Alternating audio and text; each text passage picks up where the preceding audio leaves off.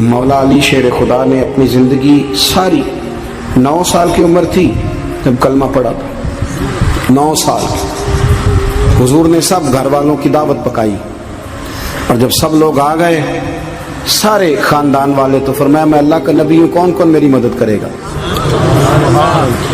आपको पता है ना कि जब मुश्किल वक्त आता है ना, ये तो तब पता चलता है ना साथ कौन चलता है। अमीर आदमी हो ना, जिसके पास 10 करोड़ रुपया हो, और वो अपने मकान का तीसरा लेंटर डालने लगे ना, तीसरा, तो सारे बड़े बड़े लोग आके पूछते हैं चौधरी साहब कोई ज़रूरत हुई तो बताना, पैसे पूछे। तो गरीब आदमी की छत गिर जाए तो उसे कोई भी नहीं पूछता, बल्कि जिनसे ताल्लुक होता है वो भी मोबाइल बंद कर लेते हैं। वो कहते हैं इसने वापस कैसे कर दें। हजरत मौला अली उस जमाने में जब शाम सूंघ गया सबको, हुजूर ने फरमाया कौन कौन मेरे साथ चलेगा। रोटी भी खा ली, घर भी आ गए, सादक और अमीन भी कह दिया, जब कहा चलेगा कौन कौन, चुप कर गए। तो हजरत अली कहते जब मैंने हुजूर के चेहरे पर जरा परेशानी देखी ना, ये चलते क्यों नहीं, तो आप फरमाते हैं कि अभी मैं खजूर खा रहा था, कुर्ता लंबा पहना हुआ था, सबसे पीछे बैठा था, और हजरत अली का कद भी दरमियाना था। आप फरमाते मैं उठा और खजूर अभी मेरे मुंह में थी, झटपट मैंने उसी तरह निकाल कर जेब में डाल, और मैं पंजों के बल खड़ा हो गया, दोनों बाजू खड़े करके कहा हुजूर ये नहीं बोलते तो ना बोले, अना नासिरू का या रसूल अल्लाह, ना हाफिजू का या रसूल अल्लाह। हुजूर आप जहां जहां कहेंगे अली आपका मददगार बनेगा, दीन की मदद करेगा, और अगर आप तक कोई आएगा तो अली आपकी हिफाजत करेगा। 9 साल की उम्र में चले अली दीन की नौकरी के लिए। फिर बदर में भी पहली सफ में, ओहद में भी पहली सफ में, खंदक में भी पहली सफ में। एक जंग में हुजूर ने कहा अली तू रह जा, इस दफा रह जा, तो अर्ज की रो पड़े हजरत अली, दलेर आदमी थे, रो पड़े। कहने लगे हुजूर आप मुझे बच्चों और औरतों के पास छोड़ के जा रहे हैं, हुजूर मुझे ले चले, मैं मैदान का जिंदगी सारी गुजार दी, सारी जिंदगी गुजार दी। अपने जमाने में आपस का इख्तलाफ भी देखा, सारी जिंदगी शेर खुदा ने दीन को दे दी। कूफे की जामे मस्जिद में 21 रमजान को जब हजरत अली को खंजर लगा ना, तो तारीख में जुमला महफूज है, खंजर लगा ना जब, वो 9 साल की उम्र में यारी लगाई, 63 साल उम्र हो गई, जब खंजर लगा तो कहने लगे फुज़्तु बिरब्बिल काबा, मुझे रब्बे काबा की कसम आज कामयाब हो गया हूँ। पानी परन सहेलियां ते रंगा रंग कड़े, असी परया उसदा जानिए जिसदा तोड़ चढ़े। कहा देखो भाई मैं आज कामयाब हो गया, मैं कामयाब हो गया, वो जो मैंने कहा था हुजूर मैं साथ रहूंगा, ते लै सजना सा तोड़ निभाई, जान दिती राह तेरे, दे दिया, हर चीज दीन को दे दी। कौन सी प्रॉपर्टी छोड़ के गए पीछे, कौन सा निजाम बना के गए। इमाम हसन भी शहीद हुए, पता है आपको, इमाम हसन का भी दिन मनाना चाहिए कि नहीं। उनके यौम विसाल पे भी कुछ जलसा कर लिया करो, बड़े हैं इमाम हुसैन से। जिधर सारा जमाना चलता है उधर चल पड़ते हो। हदीस में जहां जहां नाम आया ना, पहला इमाम हसन का है, दूसरा इमाम हुसैन का है, और इमाम हुसैन के अपने जुमले हैं, फरमाते हैं निरा मेरा भाई नहीं मेरा इमाम भी है, मेरा इमाम भी है। और आप फरमाया करते थे मैंने बड़ी चीजें उस हसन से सीखी हैं, जो उन्होंने सीखा एक बताऊं उसमें से। कुछ लोग थके थके हैं आप में से, हालांकि मैं तो ज्यादा सफर करके आया हूँ। अर्ज करूं जो उन्होंने सीखा है, सुनो।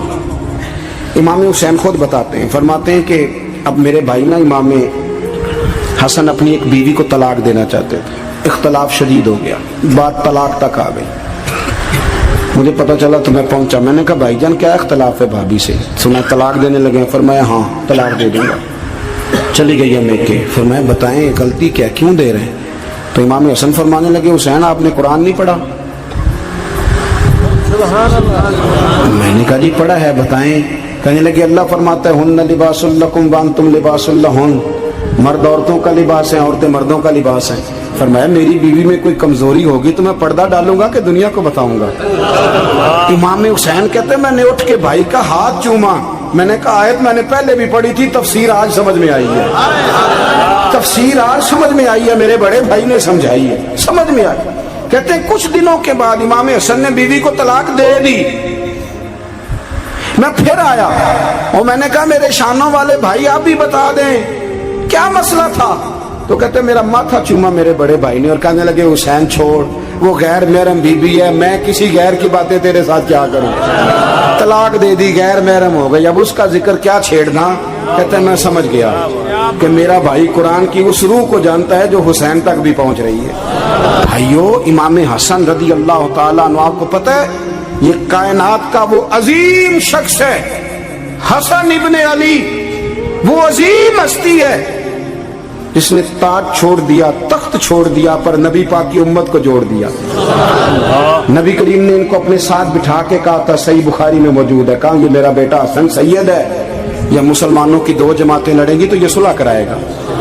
حضرت امام حسن نے تخت چھوڑا، تاج چھوڑا، لیکن مسلمانوں کو آپس میں اتنی بڑی قربانی، اتنی بڑی قربانی۔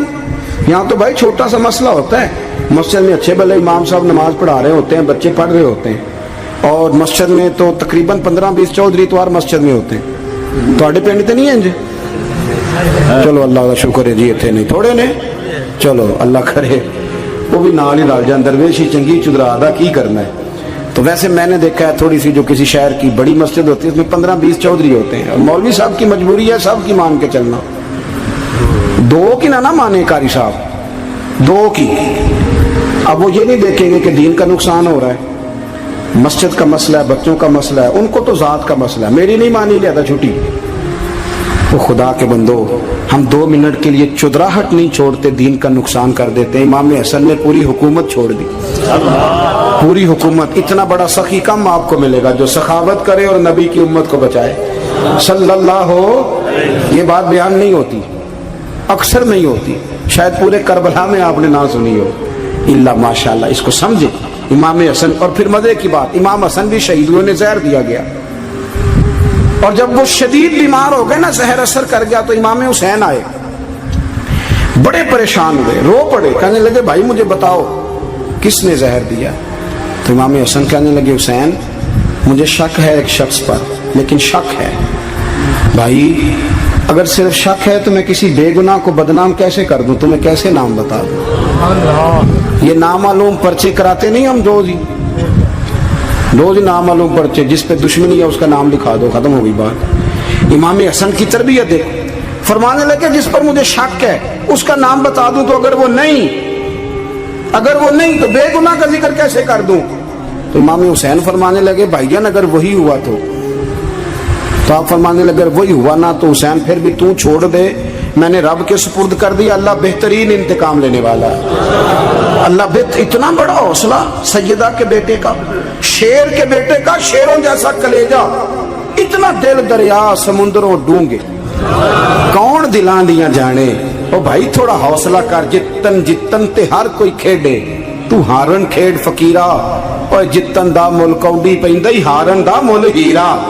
او کہیں بیک بھی تو ہو نا، کہیں تو درگزر بھی تو کرنا، کہ ہر جگہ چھا کے رہنا ہے، ہر جگہ چھا کے رہنا ہے۔ میرے ایک سنگی ہیں، آپ کو پتہ یہ جو اسٹیج پہ بیٹھنے والے لوگ ہوتے ہیں نا، یہاں تو اچھے لوگ بیٹھے ہیں، میری طرح کے جو لوگ، جو اسٹیج پہ بیٹھنے کا عادی ہو جاتا ہے وہ نیچے بیچارہ بیٹھ بھی نہیں سکتا، یہ مسئلہ ہو جاتا ہے۔ میں اکثر کہتا ہوں کہ کبھی نیچے بیٹھ کے تو دیکھو کیا فرق ہوتا ہے۔ اگر کسی بندے کی کوئی شان ہے تو وہ جو سب سے پیچھے بیٹھا ہے اس کی شان ویسی کی ویسی ہے، کوئی کمی آ جائے گی؟ کچھ بھی نہیں۔ مجھے ذاتی طور پر دیانتداری سے کہتا ہوں، مسجد میں بیٹھا ہوں، جب میرے آنے پہ لوگ نعرے لگاتے ہیں مجھے تکلیف ہوتی ہے۔ میں کہتا ہوں یار نبی پاک کی نعت چل رہی تھی، اس کا ادب زیادہ ہے یا اجمل قادری کا ادب زیادہ ہے؟ چھوڑیں آپ، جو آیا ہے وہ بیٹھ جائے گا، ختم ہو گئی بات۔ اور ویسے بھی جو لوگ جلسوں کے لیے محنت کرتے ہیں نا، بیچارے اشتہار لگاتے ہیں، مسجد کی صفائی کرتے ہیں، جو لنگر پکاتے ہیں، وہ تو اسٹیج پہ آتے نہیں، حالانکہ زیادہ ثواب تو ان کو ملتا ہے، وہ تو پیچھے چھپے ہوتے ہیں۔ میں کئی دفعہ مجھے پتہ چل جائے نا اس کارکن نے زیادہ کام کیا اس جلسے کے لیے، تو میں اس کے کان میں کہتا ہوں میرے لیے بھی دعا کری، اس لیے کہ تو نے محنت کی ہے، تیرا اجر اور ہے۔ ہم تو شان سے آئے بیٹھے اور چھٹی کر گئے۔ بھائی تھوڑا پیچھے بھی دیکھے، نبی کریم کے پورے خاندان کی قربانیاں، پورے خاندان۔ دوپہر کو کھانا نہ پکاؤ تو ہمارے بچے موبائل توڑ دیتے ہیں، اور شام کو مرضی کا نہ پکاؤ تو واک آؤٹ کر جاتے ہیں، کہتے ہیں لے آؤ پیسے پھر برگر لے آئیے، میری مرضی کا نہیں پکا۔ سیدہ فرماتی ہیں میرے گھر میں مہینہ چولہا نہیں جلا، مہینہ چولہا۔ 3 روزے رکھے سیدہ فاطمہ نے، مولا علی نے، امام حسن نے، امام حسین نے، اور تینوں دن افطار کے وقت فقیر مانگنے آ گیا تو کھانا وہاں دے دیا۔ آپ کا کیا خیال ہے جو بے صبر آدمی ہو وہ کربلا میں جا کے لڑے گا؟ جس کو عادت ہی نہ ہو بچپن سے ٹھہرنے کی وہ لڑے گا؟ جو ذرا ذرا سی بات پہ ڈگمگا جاتا وہ لڑے گا؟ اسٹیج پہ نہیں بٹھایا تو لڑ پڑے وہ لڑے گا؟ او خدا کے بندو، بڑا حوصلہ چاہیے، بڑا ظرف چاہیے۔ امام علی مقام کا ایک قد ہے، ان کا ایک وقار ہے، ان کا ایک حسن ہے۔ امام حسین رضی اللہ تعالیٰ عنہ نے 25 حج کیے ہیں مدینے سے مکے پیدل جا کے، دونوں بھائیوں نے۔ ہر روز 10 سپارے قرآن پاک کے امام حسین پڑھتے تھے۔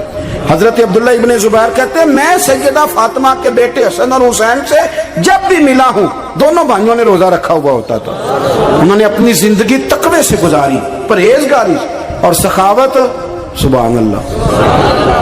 پتہ ہے سخی مالدار نہیں ہوتا، حضور نے فرمایا بندہ دل کا غنی ہوتا ہے۔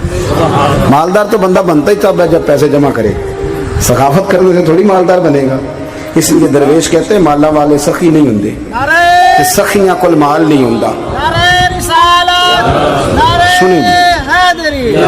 سنیں بہت بڑی سخاوت کی اپنی زندگی میں، ساری زندگی سخاوت میں گزار دی، ساری زندگی۔ امام حسن نے بھی، امام حسین نے جو آیا دے دیا، جو آیا دے دیا۔ ہزاروں دینار آتے۔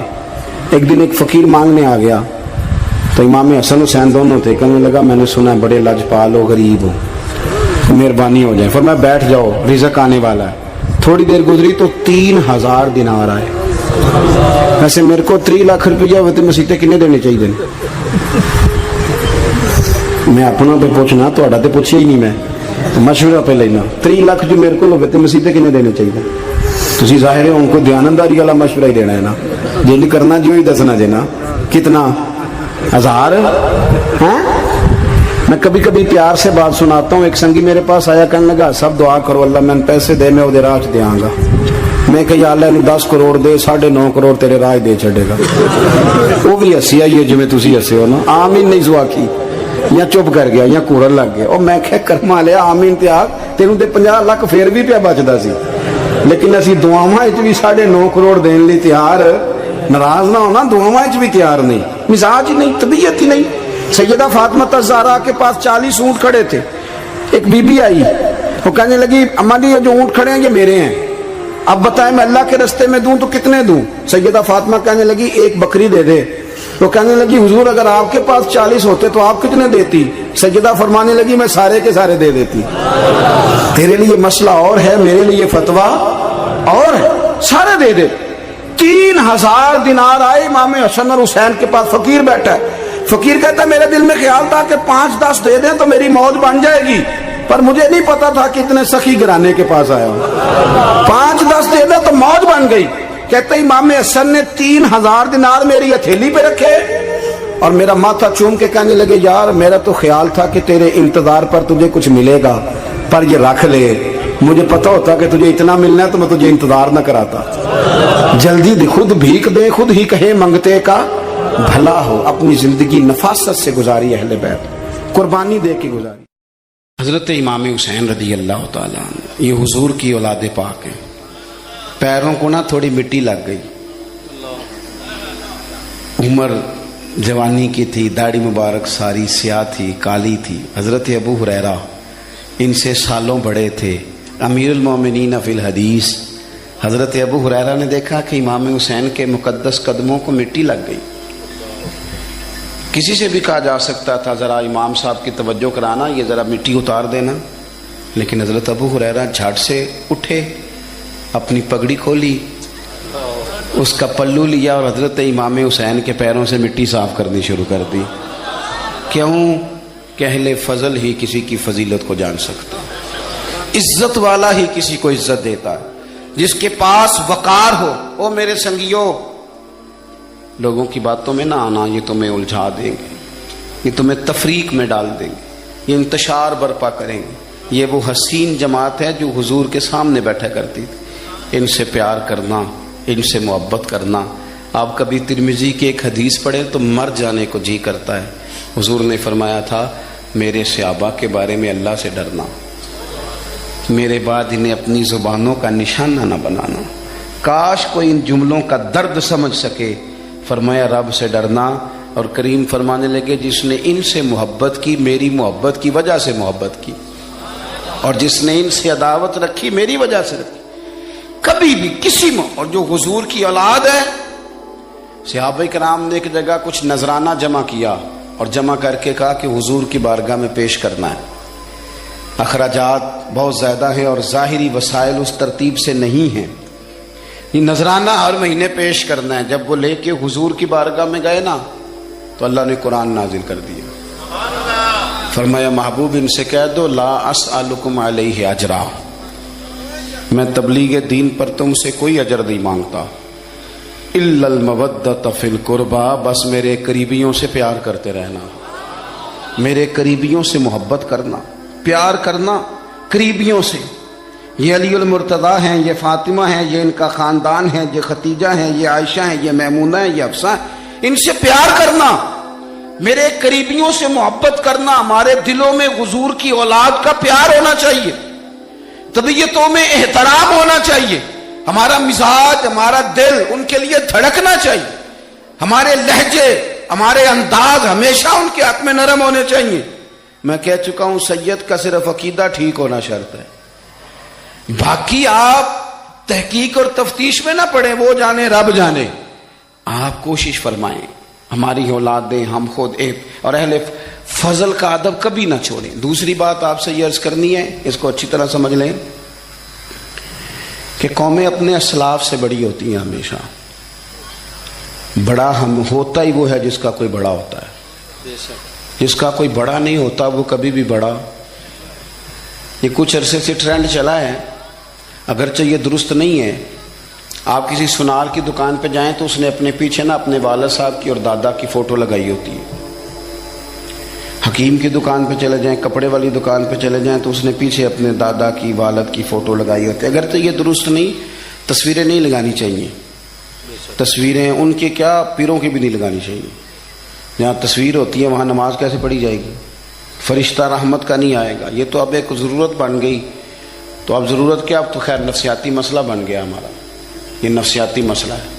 یعنی سلام بعد میں فوٹو پہلے, یعنی سیانے سیانے لوگ.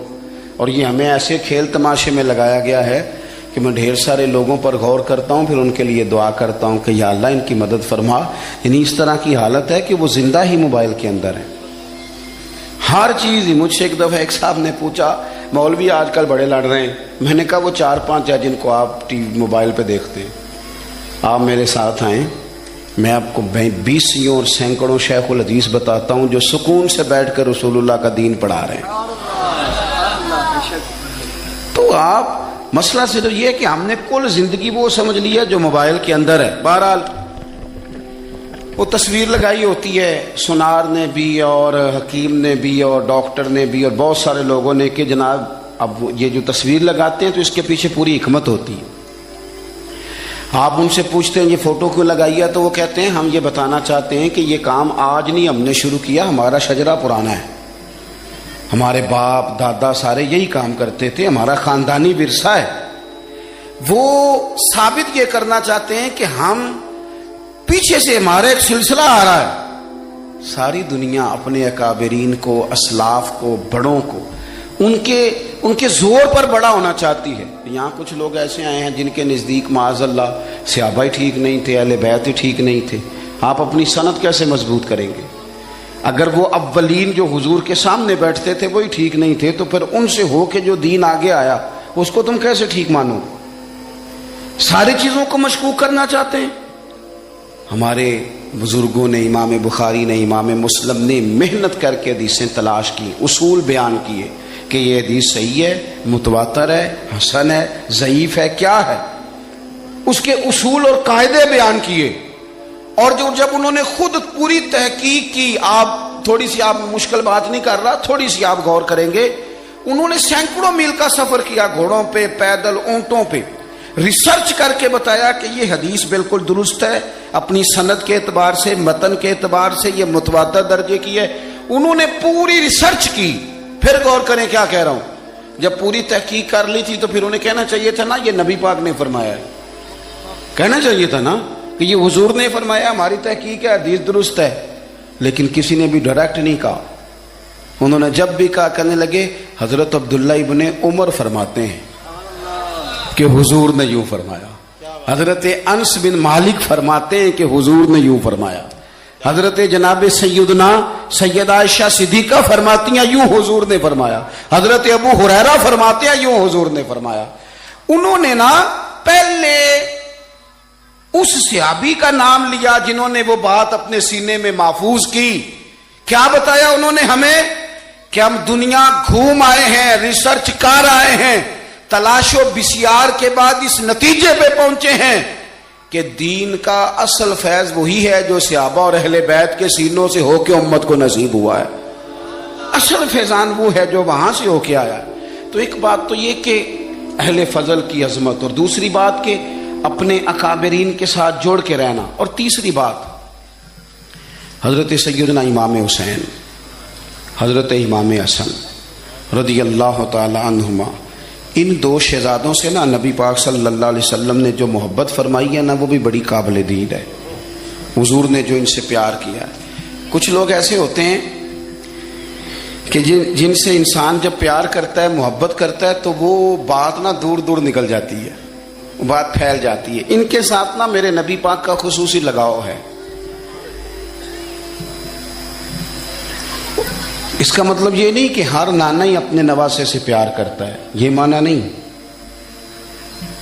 رسول پاک علیہ السلام جو کام بھی کرتے ہیں اللہ کی وحی کے ساتھ کرتے ہیں. حضور کا ہر کام وحی خدا ہے, اپنی مرضی سے حضور کوئی کام نہیں کرتے. تو نبی پاک نے جو بھی کیا ہے وہ امت کے لیے نمونہ ہے. حسنین کریمین سے جو حضور کا پیار ہے, جو نبی پاک علیہ السلام کی ان کے ساتھ والہانہ محبت ہے. اعلیٰ حضرت بریلوی نے حدیث لکھی ہے, راوی حضرت عثمان غنی ہے رضی اللہ تعالیٰ عنہ. حضور سید عالم صلی اللہ تعالیٰ علیہ وآلہ وسلم نے نا گھر میں پیغام بھیجا, فرمایا فاطمہ سے کہو ذرا حسن حسین کو تو بھیجے. یہ سارا دن ہی حضور کے پاس رہتے ہیں, سارا دن ہی, لیکن وہ جو والہانہ پن ہے, جو محبت ہے, جو ان کے ساتھ محبوب کا خاص لگاؤ ہے.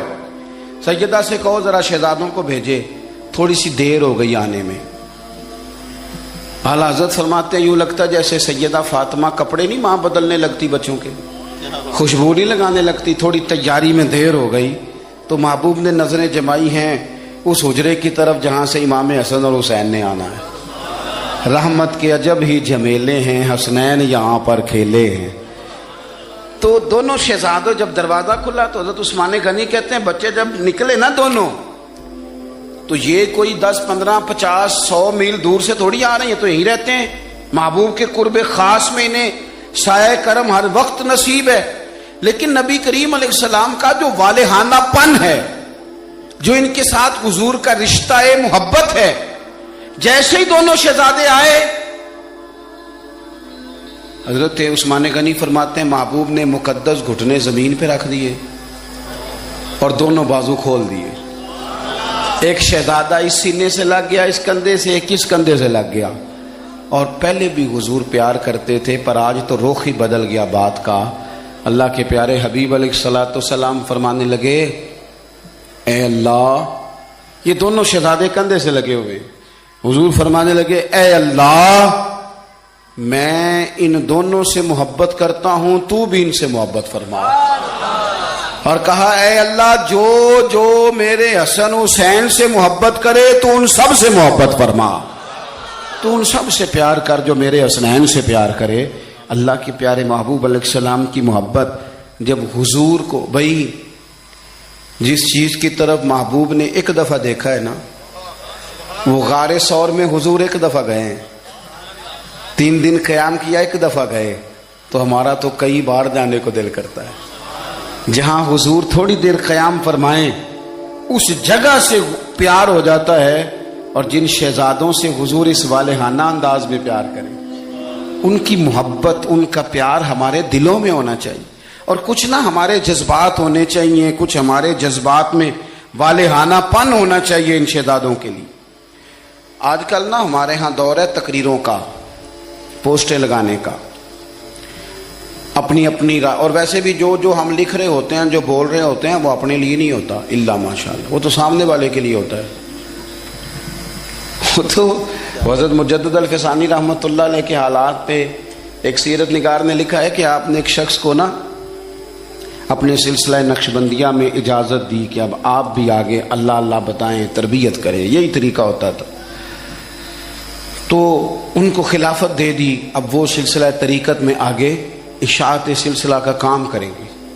کچھ عرصے کے بعد وہ خلیفہ صاحب نے حضرت شیخ کو خط لکھا تو کہنے لگے حضور آپ نے فقیر کو اجازت دی تھی، اب میں تقریر بھی کرتا ہوں، تدریس بھی کرتا ہوں، تصنیف بھی کرتا ہوں۔ تو حضرت فرمانے لگے آپ بہت اچھے کام کر رہے ہیں، رب آپ کو برکت دے، پر یہ سارا کچھ تو آپ لوگوں کی اصلاح کے لیے کر رہے ہیں، کچھ اپنے لیے بھی کرتے ہیں، رات کو تہجد میں اٹھ جاتے ہیں، کچھ اللہ کے حضور رونا نصیب ہو جاتا ہے، کچھ آپ کو درود و سلام کی کیفیات نصیب ہوتی ہیں، یہ تو جو کچھ ہے الحمدللہ بہت اچھا ہے، قابل تعریف ہے، پر یہ تو آپ خدمت دین کا کام کر رہے ہیں نا لوگوں کی، آپ اپنے لیے کیا کر رہے ہیں؟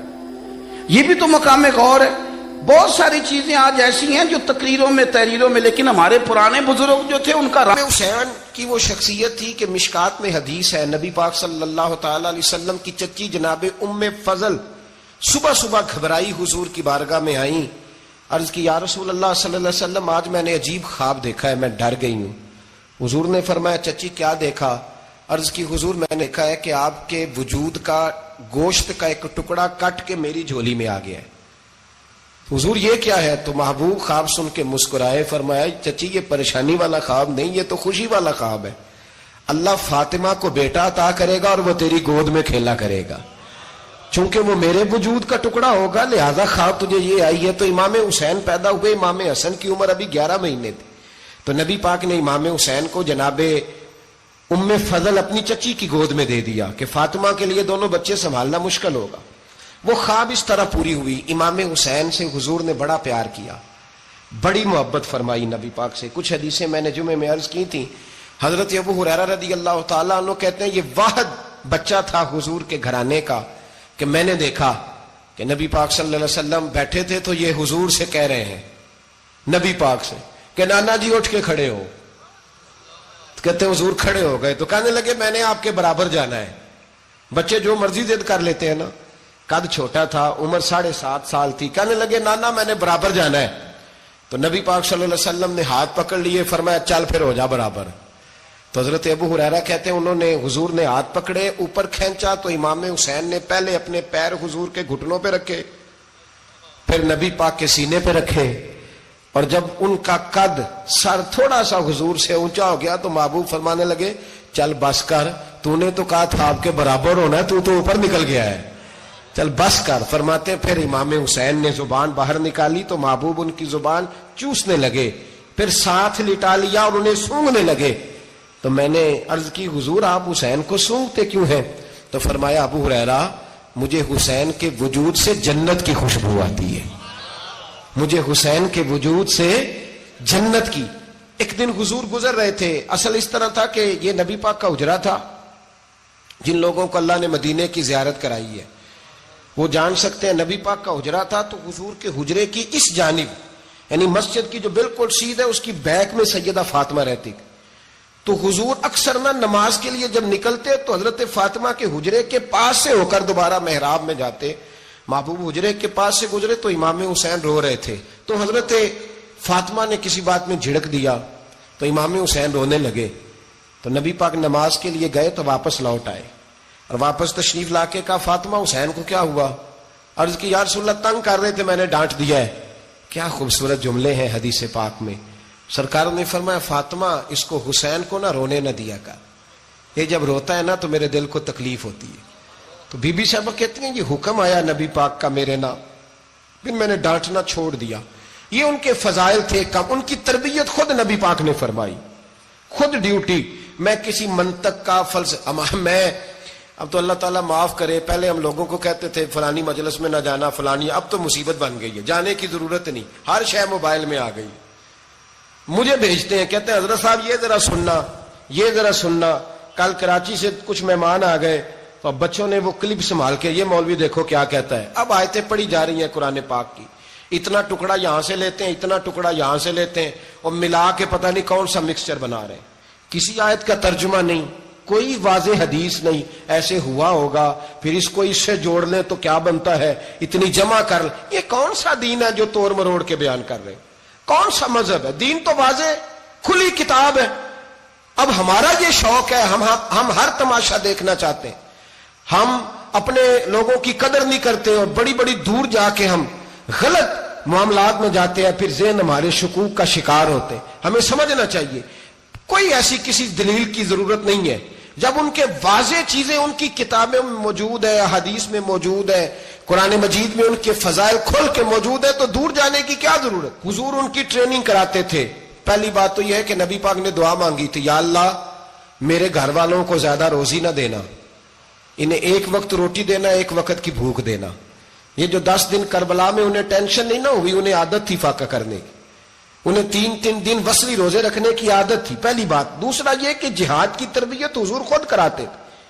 حضرت فاطمہ زہرا کہتی میں پردے کے پیچھے دیکھ رہی تھی، نبی پاک نے امام حسن اور حسین سے فرمایا چلو میرے سامنے کشتی لڑو، تو دونوں حضرات آپس میں جب کشتی لڑنے لگے تو نبی پاک نا امام حسن کو کہتے ہیں حسن حسین کو ٹانگوں سے پکڑو، حسن حسین کو پیچھے سے پکڑو۔ جب نبی پاک بار بار امام حسن کو بتا رہے تھے تو سیدہ پیچھے سے بول پڑی، کہنے لگی یا رسول اللہ آپ چھوٹے کو بتائے، آپ بڑے کو بتا رہے ہیں، بڑا تو پہلے 11 مہینے بڑا ہے، تو آپ چھوٹے کو بتائے بڑے کو بتا رہے۔ تو فرمایا فاطمہ تو چپ کرنا، جو میں دیکھ رہا ہوں تو نہیں نہ دیکھ رہی، ایک کو میں بتا رہا ہوں دوسرے کو جبریل امین بتا رہے ہیں۔ تو یہ حضور نے اپنے سامنے ان کی تربیت کی۔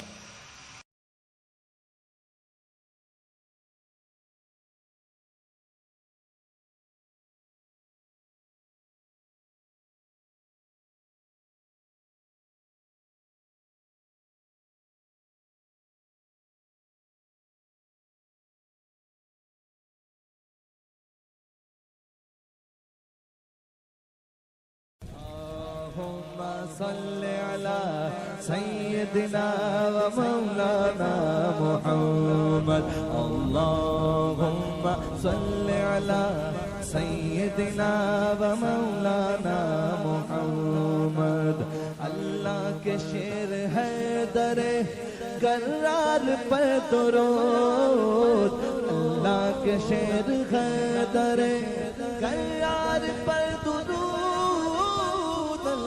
کے شیر غدر کرار پر درود، حضرت حسن حسین کے کردار پر درود۔ اللہم صلی علی سیدنا و مولانا محمد وعلی سیدنا علی و سیدتنا فاطمہ و سیدتنا زینب۔